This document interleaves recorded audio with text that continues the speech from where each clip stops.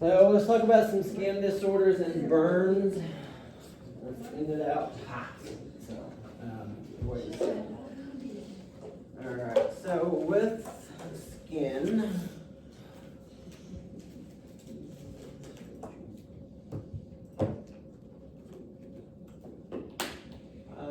basic breakdown again. I like to just kind of give you the visual imagery of what it is, so you kind of have a better understanding. Especially when it comes to the burn portion of it, it depends on what stage of burn it is, depends on how much is actually getting affected. Let's see. So the power of your assessment, basically the skin, remember that is the largest organ of the body, so it does so much. So please make sure that you're looking at the color, the texture, the turgor, the temp, and the lesions, essentially with that. In order to check the turgor, as far as, especially for like dehydration, just picking the, right up on top of the hand to kind of see if they're dehydrated. If it pops back good, then you're good. If it stays up, obviously very dehydrated, very dry. Temperature could be a key indicator of infection. If they're, of course, if they've got a temp and or color, if they're pale, could be a sign of basically low blood or low iron. And then, of course, any lesions depends on one, where it's at, and then two, what as far as the coloration, as far as the characteristics. A few different diagnostic procedures, things for just like skin itself. They've got the patch test, the skin biopsy, and debridement are some of the big ones. With the patch test itself, identifies basically, this basically helps determine if what you're allergic to is going to be a big thing. Cause of allergic contact sensitization applied to the area, usually that's hairless, either on the back or the inner part of the forearm is where you'll actually want to do those. Leave the patch on for at least about 48 hours, unless you start to have some itching or redness, irritation of that particular site, then go ahead and pull that off. Skin biopsy. They use a ESP for basically it's an excision, shave, and punch as far as in order to get that biopsy in. Now, if you do have a skin biopsy done, they will sometimes put on steri-strips or adhesive strips and everything to help maintain that, to make sure no bleeding. You do want to leave those on for at least about 2 to 3 weeks, just to make sure that it doesn't have bleeding or any potential complications. So usually if it comes off on its own, then you're okay. But you should go ahead, unless it's bleeding and too wet and saturated to actually do it. So just be mindful of that. You may end up having to do a pressure dressing just to control the bleeding, depends on where it was actually done at. So now with that, if you do have skin biopsy, you can shower, it can run over, but don't let it submerge underwater, particularly where it was at, is a big thing. And of course, debridement is debridement. Basically go in, cut it out, cut it all off as far as that dead tissue, go down to the viable tissue is essentially what it is. The most just common skin disorders, you got cellulitis, pressure ulcers or injuries, herpes zoster, and then psoriasis. So your big thing with patient monitoring though, right before that, your skin integrity and infection risk is going to be a big thing. Where it is impaired, it's an open source or an open wound for an infection to potentially make its way into the body. So cellulitis being the first one, inflammation of the dermis and the subcutaneous tissue. Okay, so it's those first 2 to 3 layers. Warm, red to the tender, streaking, flowing, of course, of the lymphatic vessels in the system. So, and it's usually caused by strep or Streptococcus aureus. Is what it is. It's what predominantly what it's caused by. With those particular patients, you'll see, it's usually, I've always seen it's usually like a leg. It'll be like an infected hair follicle that got nicked with a razor, and then of course next thing you know, it's all infected and everything all over the leg. They'll be red, warm, swollen to the touch, good pulses and everything. As far as distal to that, that's something you always want to make sure of too. Any pulse distal to any type of infection or distal to any injury, always make sure your circulation and everything is not getting impaired. With the cellulitis, since it is usually caused by strep, usually just some antibiotics, some vancomycin, some erythromycin or something, just whatever patient may be not allergic to, depending on their allergies. They give them antibiotics. They may have some cream, but usually they want to keep that dry, especially if it's more of the legs. So Is cellulitis what usually leads to neck bash? can be. I've seen neck. I had 3 weeks ago. I mean, I'm sure there's What a is lot of it? things that, necrotic. Yeah, I'm sure there's a lot of things fasciitis. that can lead to it, but I didn't know cellulitis. That's usually how it started off, because that's how one patient I had a few weeks ago, it started off with an infected hair follicle there, right next to her curtains, okay? And her hair it got infected, cellulitis. Next thing I know, it was,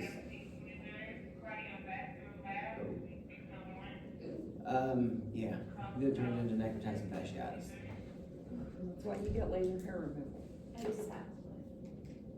Yes. So that was pleasant when I had to pack that wound. Yeah.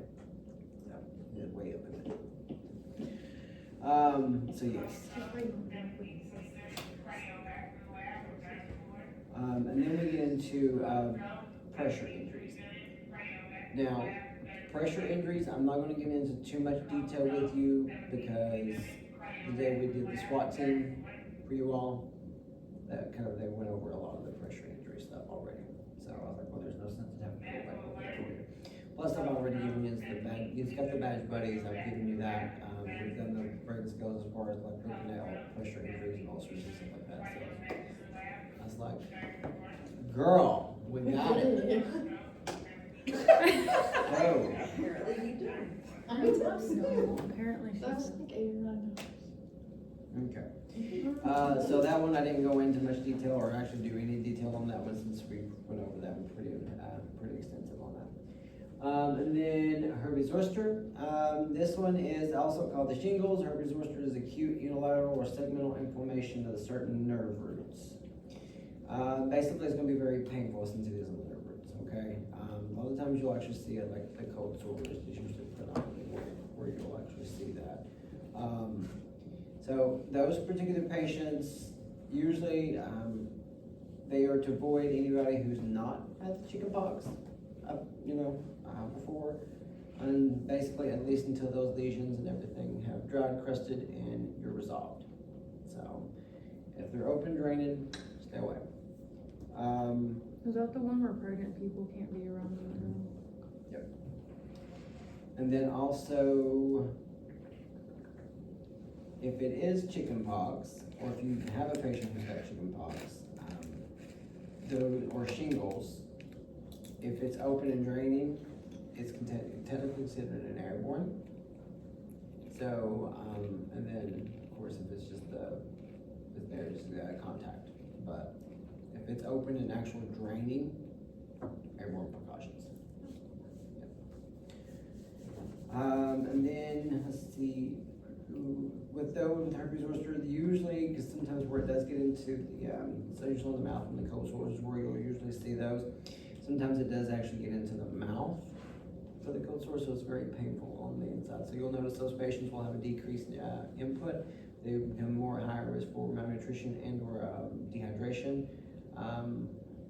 Lack of further possibly dental oral care. So your breath would just be ranking for nastiness. Unless you got everything else, then you got a fishy, musty smell. That'd be a bad patient. Yeah. So soft diet usually, soft to chew as far as like the foods, the puddings, and everything. Add the extra protein in on it just to make sure malnutrition, that you don't get malnourished. And then like a saline solution mouthwash, as far as just for active rinsing, and then just obviously that's a soft toothbrush for like comfort, just to make sure for oral care. Okay. Psoriasis. Basically, everyone's seen psoriasis before, right? Okay. It's not contagious. Inflammatory skin disease marked by reddish papules or plaques covered in the silvery scales, very itchy, very thick. Then you do a skin biopsy to rule out any other portions of like the disorder. But those particular individuals will have the elevated uric acid as well. So you want to do some diet modifications on that. Lukewarm baths and ointments is going to be a big thing. But they've also seen that actual injections of steroids dead center into the actual psoriasis helps decrease the actual clear that up. Clear it or stop itching? And both, it'll actually start clearing it up and it won't be itching, because my aunt and my mother both have it really bad, and they go get injections every so often. And it's genetic? I hope I didn't get that one. Like, So far, okay, so far, I'm getting a lot of stuff from my dad's side, so, but it can be, but yeah, it's, cause my grandfather had it, and both my mom and my aunts, so, I'm like, I keep looking at me and my siblings, I'm like, alright, you two work, mom, okay. But it's, but yeah. But yeah, the steroids actually decrease a lot of the pain, irritation, itching, and helps actually clear that up, so it's not as bad, so.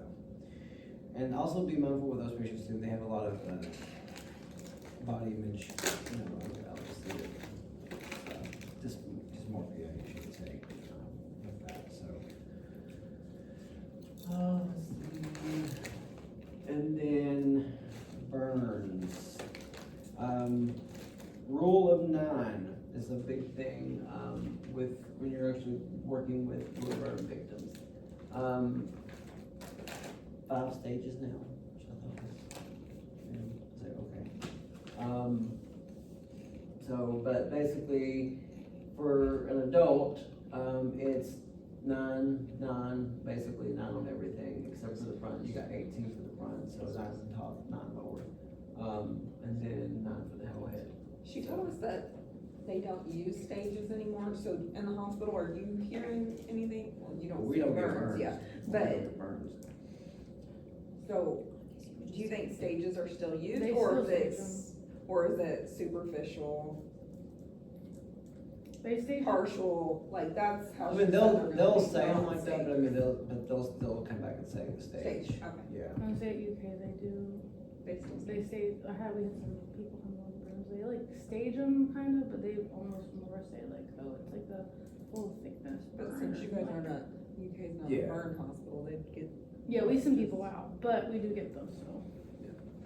So burn treatment though, the big things is skin graft, escharotomy, APC, monitor your airway, breathing, circulation. IV fluids is a big thing for dehydration and electrolyte imbalances, and just replacement with that, just because you will have those massive shifts of like basically if what electrolytes wasn't burned up, will be thrown into that third space in your fluids.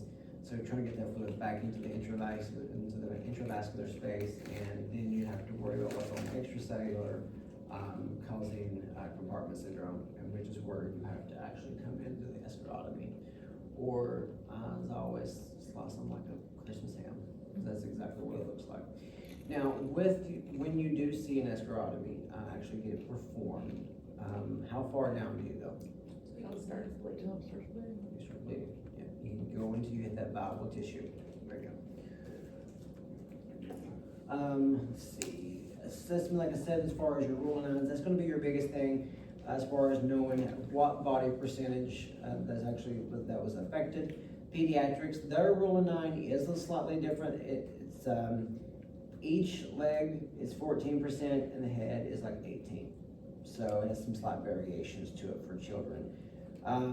Limitations though, unfortunately rule 9 isn't the best rule as far as actually determining the actual percentage, but it's a rough estimate, not very precise, especially in children and or obese patients. That's going to be your biggest thing, just because obviously the bigger we are, our body surface area increases obviously. So, and the big difference between rule and nine as far as actually, I think what they're wanting, the reason why they don't say stages or whatever is because it doesn't give the actual depth of the burn. It doesn't tell the severity.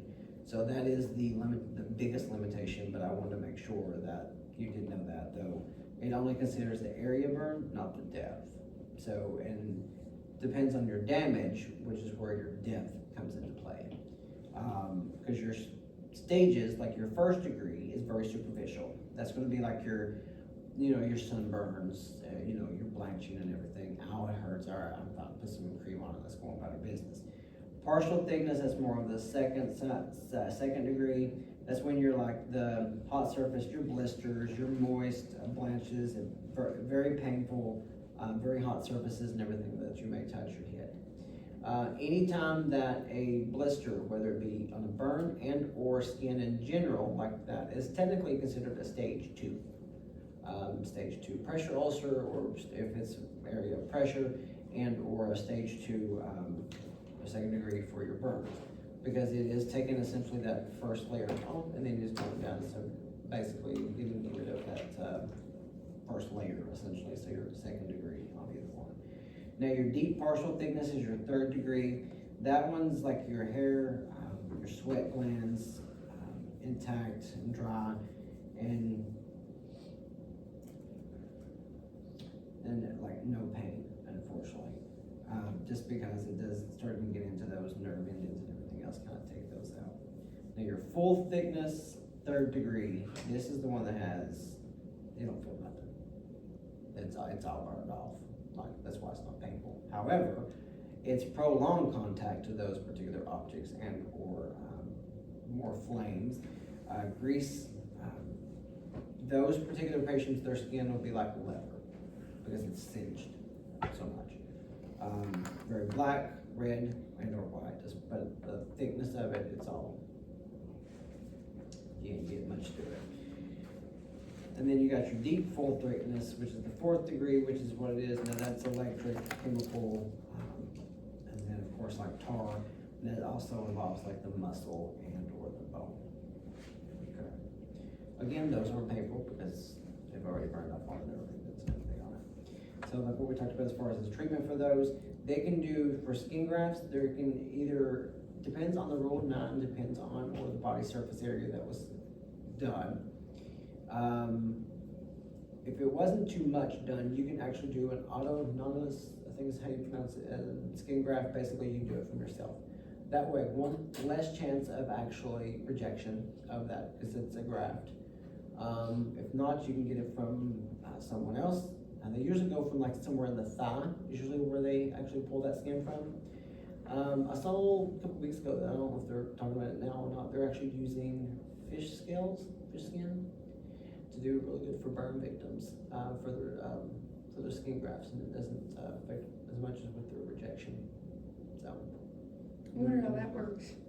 I don't know. I gotta do some digging because when I was doing this last night, I was like, oh yeah, them fish scales, but I was like, I ain't got them here.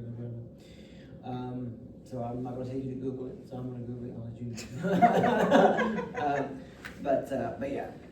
So, but I thought that was neat though. They're actually using the fish scales to help with burn victims now. So I thought that was neat.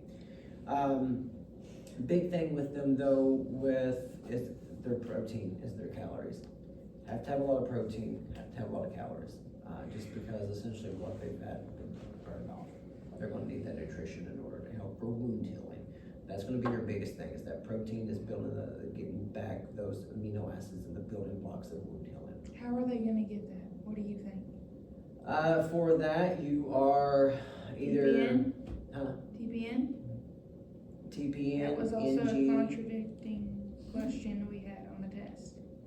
One instructor's telling us, no, they're not gonna get TPN because their chances of getting an infection, which is the #1 risk of basically death in a burn, is higher. Or yes, they're gonna get TPN because they need the nutrition.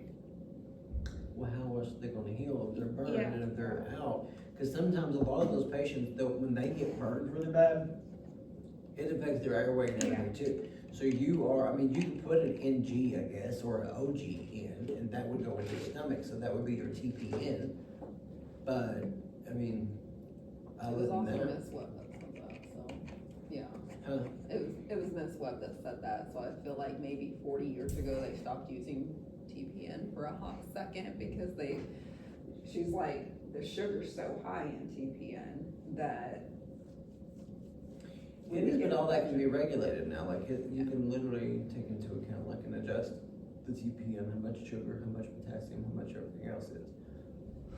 So, To me, I think TPN makes sense, Yeah. because they can also manage the level of infection. If you can see that Well, your that- area where you're getting that TPN is see, getting infected. if you don't have a PICC line, and the last burn victim I took care of, the only access he had was in his penis.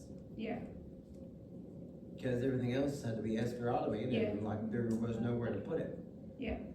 So, because the way he poured the gasoline over himself and lit himself on fire, like, everything was burned. And he only had the one vein at the top of the penis, and that was it.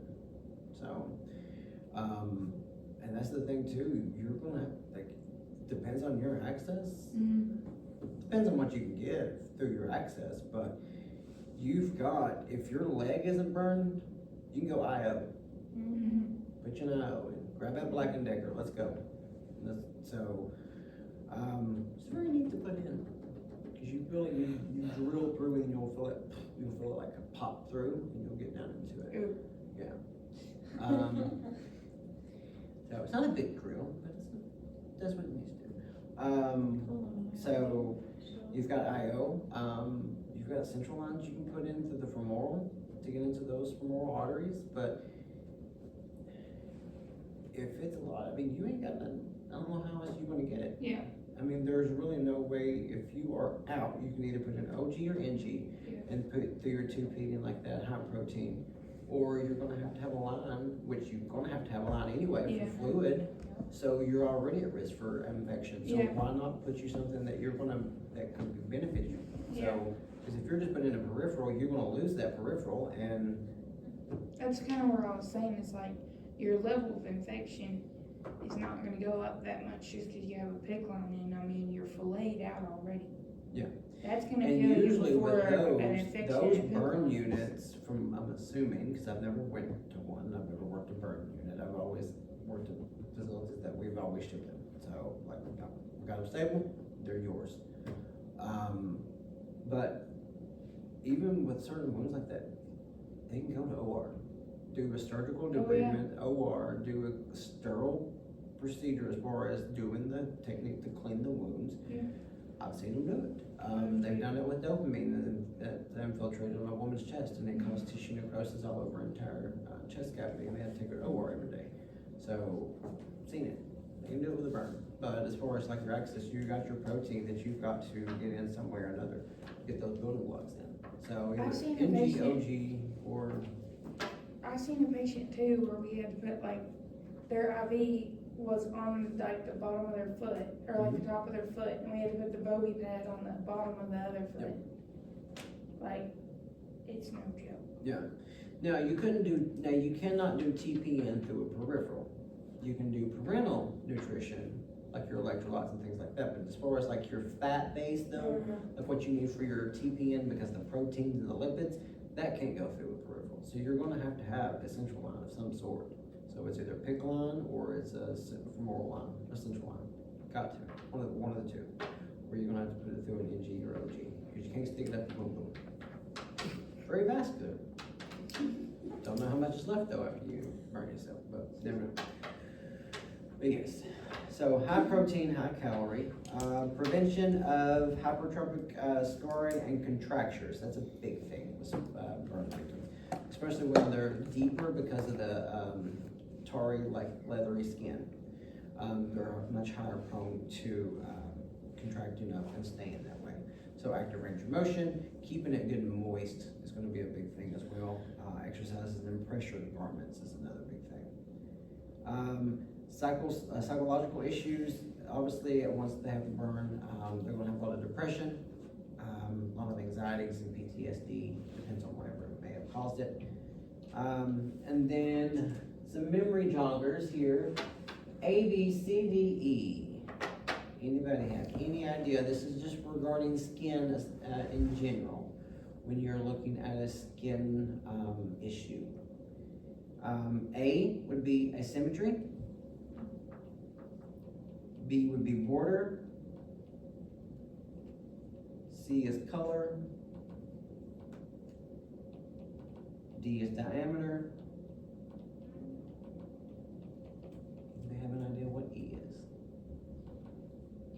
Evaluation of those. Evolving, yeah, or is it changing? So, you basically want, does it look the same on the other side or this side? Is the borders, is it smooth, or is it curved, or is it like jagged? What color is it? How big is it? And has it changed since the last time I seen it? So, here's one, a lot of times you'll see like with ringworm, they'll draw around it and see if it goes outside the line, that way you can see if it's actually better. So, and then you got your 6 C's with burns. Your 6 C's is basically, this is like when you have a burn victim and these are your initial, like within the first 24 hours, the things that you have to do for a burn. You've got clothing is your first C. So basically removing the clothing from the burned area to prevent further injury. Because sometimes if it gets burned, if it's hot enough, it'll either get singed to the body, or if it can actually help, well, and well, I doubt it will constrict, it depends on what they're wearing. But cooling is the second one. You want to cool the burn victim, not with cold water, but usually just kind of slightly cool, damp, cold water for at least 10 to 20 minutes to reduce the tissue damage itself. Cleaning is your other C. Clean the wound with mild soap, antibacterial preferably, in order to decrease risk for infection and remove any and all debris as safely as possible to reduce the risk for infection. Chemoprophylactic is your other C. It basically is you're going to provide a tetanus immunization to prevent against tetanus or lockjaw or something, issues with that infection, especially with those deeper burns. So chemoprophylactic. Your other C is covering. So you want to cover the burn. Essentially, once you've got it clean, you've got it washed out, you've got it done, you want to keep it covered with a very clean and aseptic as possible dressing to protect it from further injury and for infection. And comforting is your last one. So comfort, pain control. Depends on the severity or the depth of the actual burn itself. Those first 3 stages or your first couple of layers and everything will be very painful because they can still feel it. So, biggest thing as far as like back onto the clothing portion of it, that also includes bracelets. That's going to be a big thing. Jewelry. Cut it off if you can get it off. Get it off, because just because then you're starting your body's natural response to any type of burn. Obviously, you have the swelling, or the third space and the compartment syndrome and all that. So, now, dealing with compartment syndrome, what would be some potential signs that you would assess and or note on your patient if your patient was having some compartment syndrome? Absent pulse, Okay. edema, Okay. What color's the skin usually? light, Very pale. Lack of circulation, obviously. Now, say that, because